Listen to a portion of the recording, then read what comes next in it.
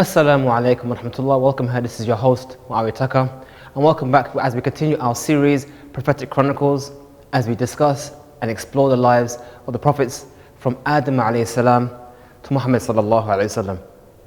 In our previous episode, in brief, we covered three prophets before shirk entered into the ummah of Nuh, Adam alayhi salam, before any idolatry came into the nation.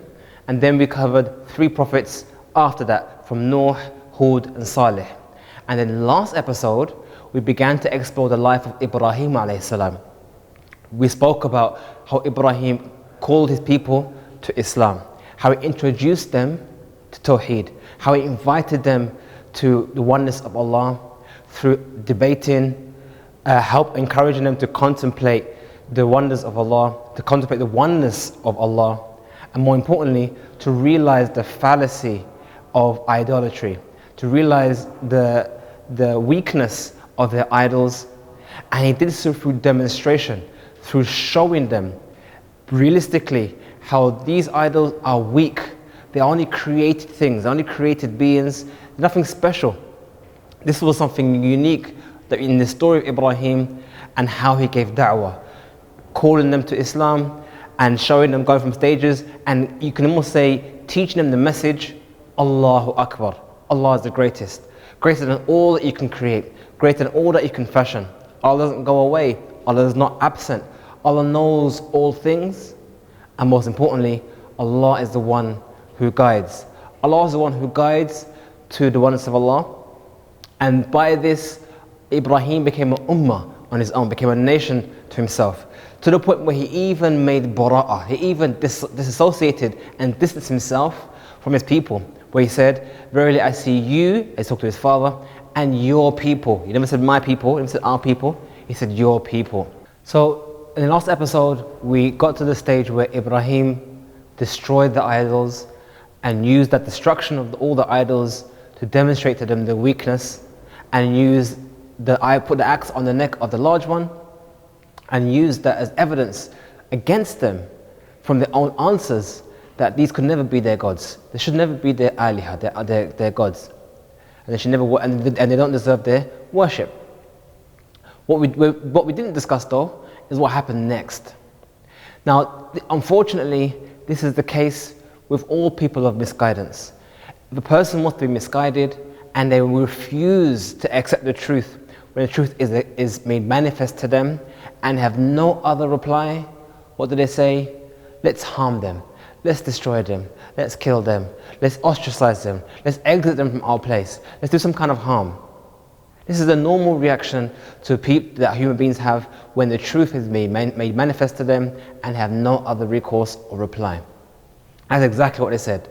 They said, let's burn Ibrahim and help and aid your idols. Imagine that. You would worship gods that need you to help them? What kind of belief is that? So what kind of belief system is that? What kind of religion is that?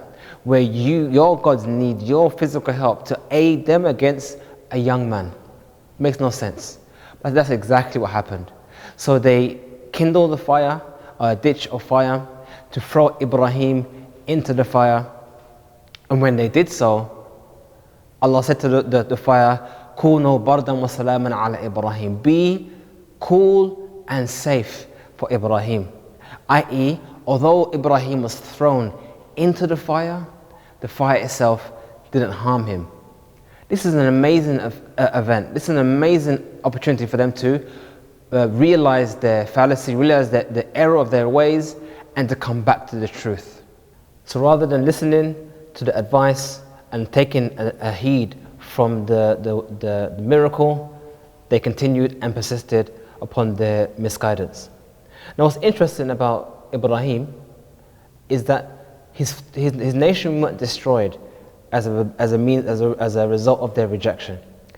As you saw in previous examples with Nuh, with Hud and Salih, all three of those nations had the opportunity to be guided, and they chose misguidance, and due to that they were destroyed. With Ibrahim, it wasn't the case. They continued on what they were doing, but instead of them being destroyed, Ibrahim left. He made the hijrah. That was something that happened later on. So this is a very different scenario that we have with Ibrahim compared to the other Anbiya, those that came before him. Now, interestingly enough, at that time, just a little background knowledge about Ibrahim. Lut alayhi salam, Prophet Lut, was a relative of Ibrahim. Some say he was his nephew, i.e. the son of his brother, while some others say he was actually his cousin, i.e. the son of his father's brother. So Azar's brother, his son was Lut, and where others said no, actually Ibrahim, his own brother, Lut was his son.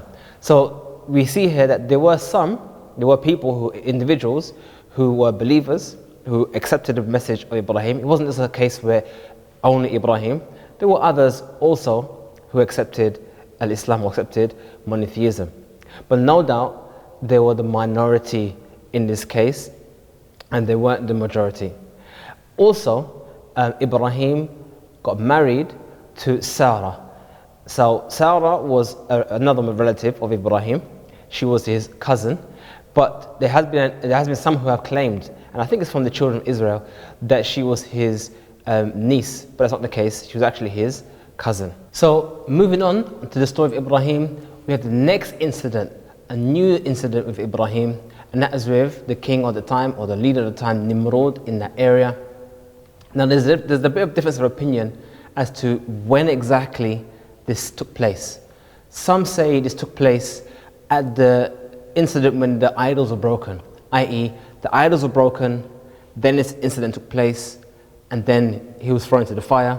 Where some say no, it took place after this, i.e. there was a moment of time where people were coming to Nimrod and they were asking him for food, much like what happened with Yusuf alayhi salam. People went to the area, the king who had food, and they requested or wanted to buy some food, and what Nimrod was doing was testing people. He would ask them, who is your Lord? And if they said, you are my Lord, he would give them food. And if they didn't affirm that he was their Lord, he would debate them. So as for whether it was this or that is not definitively known, but the fact of the matter is, Ibrahim found himself in front of this king. And he said to him, who is your Lord? And Ibrahim, rather than say to him, my Lord is Allah, he said to him, Alladhi yuhyi wa yumit, the one who causes life and causes death. And we see here a continuation, the same methodology of Ibrahim from the beginning, of educating people about Allah through his attributes. We see the same thing before when he mentioned that Allah is one who guides, Allah is created the heavens and the earth, Allah doesn't go away. We mentioned all those things before when he mentioned about the sun and the stars and these other idols. So here we have another example where Ibrahim, rather than saying my Lord is Allah, because I guess the king would have said who is Allah, he said my Lord is one who causes life and causes death. So you think that's sufficient, that's straightforward, we understand this. But what did the king say? Ana uhyi wa umit, I also cause life and cause death. And it was said in the narration, it was said that the king called for two people to come. He ordered for one person to be killed and ordered the other person to be left alive. And he said, look, ana uhyi wa umit, I also give life and I also take life. Now what's interesting here is that he never gave life to this person like how you may be thinking Ibrahim is talking. Ibrahim means gave you life from nothing. You were nothing. Then Allah gave you life in your womb of your mother, and so on and so forth. The king can't do that. But instead he used another phrase. He had someone who was alive, and because he left him alive, it was when he could have killed him, he used that as an example of saying, I also can give life. And this is an interesting expression because we see a similar expression in the narration of the Messenger of Allah sallallahu alaihi wasallam, when there was some person who was deemed to be executed for a crime. Someone came forward to alleviate and be a witness that he didn't commit the crime, and the Messenger of Allah sallallahu alaihi wasallam said to him, you have given him life. You have given life to your brother. So we see here an example of if you save someone's life, you can actually use that as an expression of saying, I gave him life. You didn't give him life, but you gave him the opportunity to live out his life. Anyway, so he said to Ibrahim, Ana uhyi wa umit. I also give life and I also cause death. He has the power to do so. So what makes your Lord different than me? That's basically what he was saying. So rather than Ibrahim engaging further, trying to argue the point further, he shifted to something more clearer. He said to him, Allah brings the sun from the east, bring it from the west if you are truthful. So he said to him to change this where the location where the sun comes from. And then what happened is that the king was unable to answer that one. He was not able to change the location of where the sun rises and sets. And it was with this that Ibrahim established the proof against the king and established the proof that Allah is the Lord of Ibrahim and that this guy is only a human being. He's not really a creator or sustainer or a Lord of anyone. And at this point, it was said that he was thrown into the fire on the opinion that this event happened just after the breaking of the idols and before the throwing in the fire. After breaking the idols, he was brought to the king, he was tested, and this is the result, and he was thrown into the fire. That's on that opinion. But on the other opinion that this happened sometime later, then there are unconnected events. But here again, we see Ibrahim always engaging, always giving evidence to people and using logic, using the aql, the intellect. As is mentioned in the Quran, many of the prophets say to their people, أَفَلَا تَعْقِلُونَ. Do you not have sense? Do you not have common sense? Do you not think? We see here clearly Ibrahim giving irrefutable evidence against the king towards this idea that somehow he is the king or the creator or sustainer or the Lord of Ibrahim. And unfortunately, this statement itself, I am your Lord, this stems from the same sin and arrogance from Iblis. This only a person who is arrogant can come and suggest and even think for a second that they are the creator or sustainer or that they are the Lord of so-and-so. Yes, they may have authority in the land. Yes, they may control certain things, but no, they're not the creator or they're not our Lord or God. Now, after Ibrahim engaged with Nimrod and he said to him, my Lord is one who causes life and causes death. It was said that one of the things Nimrod said to him in argument, in debating, he said to him, have you seen your Lord create life or bring someone to life? Now, Ibrahim didn't engage with this argument any further. He brought the argument that of the rising of the sun and the setting of the sun and the location of that. And that was the end of the argument. What Nimrod said never really caused him to doubt. But what Ibrahim did want to know was to actually see that.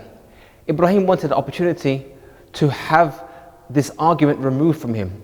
It wasn't an issue of doubt, it was an issue of increasing of knowledge. So Ibrahim asked Allah, how do you bring something to life? How do you bring some organism or some being to life? And Allah asked him, do you not believe? Do you not have Iman? He said, no, it's not the issue. I'm not asking as an issue of Iman. I'm literally asking just to increase myself in surety, in yaqeen, in surety. So what Nimrod said led Ibrahim to ask Allah. Now this is interesting because it actually indicates, and as clear-cut evidence, that Ibrahim, much like other Anbiya, have direct communication with Allah. There are prophets and messengers from Allah, and Ibrahim literally asked Allah for this clarification, for this increase in knowledge. So what Allah told him to do was to get 4 birds, collect 4 birds, spend time with these birds, get to know these birds, train them so that when you call them, they come to you. This obviously means that to train wild birds, to take them as a pet and to get to know them and to train them takes a long while. But there's a purpose to this, there was a reason for this. So Ibrahim did as he was told. He got 4 birds, he spent time with them, he trained them so that when he calls them, they come to him. Just like you see today, people have these falcons and so on and so forth, and they cover their heads, and when they send them to hunt, they bring game or bring food to them, back to them upon demand, upon call. This takes time, this takes effort, this takes knowledge. Once this was completed, Allah told him to take now these birds, after you've trained these birds, take these birds now and slaughter them. Once you slaughtered them, cut these birds into small pieces. Make sure that they are small, insignificant pieces, and place the pieces of these birds in different random locations on top of mountains. One piece over here, some piece over here, some piece over here, some piece over here. This is part of what Allah was giving him knowledge about creation. So once he's got these birds, trained them, taught them to come to him upon command, slaughtered them, cut them up, put them in different locations, then Allah told him, now call these birds. Because he trained them, they should be able to come to him. But how can they come to him? They're dead. He killed them. Not only did he kill them, he cut them into smaller pieces. This was to reinforce just how powerful Allah is, and just to show and demonstrate how powerful Allah is. Not only were they killed, they were cut into pieces. But what happened? The birds came to him. Now what's interesting, how if you think about that, not only did the birds come to him, he knew these birds. You might think to yourself, okay, any bird could have come to him, but it wasn't any bird. These are birds he spent intimate time with, he got to know them, and he knows his birds. So when they came to him, he knew for sure that these birds were the ones that he had killed, the ones he cut to pieces, and Allah brought them back together again as they were, alive and well, and came to Ibrahim. Now there's an interesting secret in this story, and that's that Allah gave Ibrahim what he needed, not what he wanted. Ibrahim said, how do you bring to life? كيف تحيي الموتى? How do you bring the dead to life? And Allah never answered that question, but he demonstrated to him what he can do.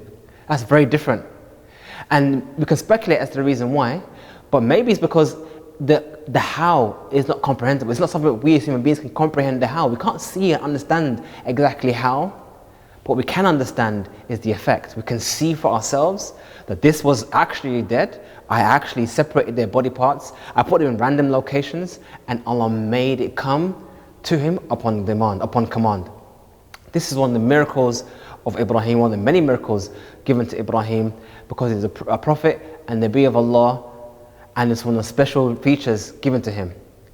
I hope you enjoyed this episode, and we'll continue our story of Ibrahim in the next episode. Assalamu alaikum wa rahmatullah.